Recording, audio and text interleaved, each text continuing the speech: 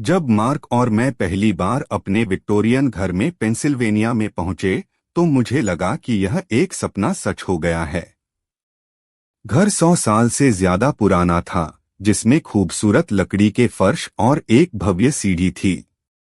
लेकिन पहले ही रात से मुझे यह असहज एहसास हुआ कि हम अकेले नहीं हैं। एक शाम मार्क घर आया और उसका चेहरा बहुत सफेद था। मुझे लगता है मैंने ऊपर किसी को देखा, उसने कहा। मेरे खून का रंग उड़ गया। आपका क्या मतलब है? मैं सीढ़ियों पर चढ़ रहा था और एक सेकंड के लिए मुझे लगा मैंने एक आदमी को हॉलवे में खड़ा देखा। बस मुझे देख रहा था। लेकिन जब मैंने पलक झपकाई तो वो चला गया। वो रात जब हम बिस्तर पर लेटे थे, हमने सुना धीमी, जानबूझकर चलने की आवाज हमारे ऊपर।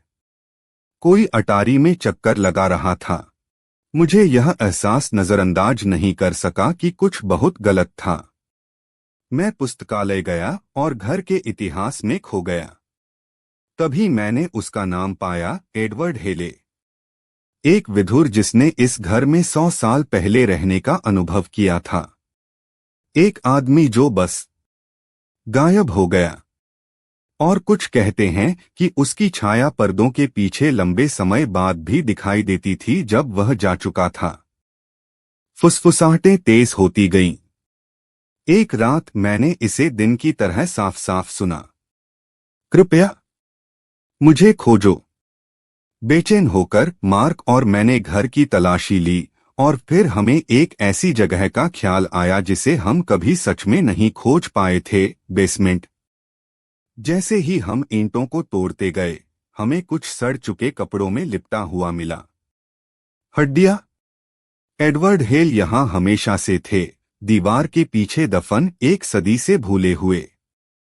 एडवर्ड के अवशेष मिलने के बाद घर आखिरकार हल्का लगने लगा। कदमों की आवाज थम गई। फुसफुसाहटें मिट गईं। लेकिन कभी-कभी एक शांत रात में मैं अब भी तंबाकू की हल्की खुशबू महसूस करता हूं। और कभी-कभी, बस कभी-कभी, मैं एक फुसफुसाहट सुनता हूं, नरम, लगभग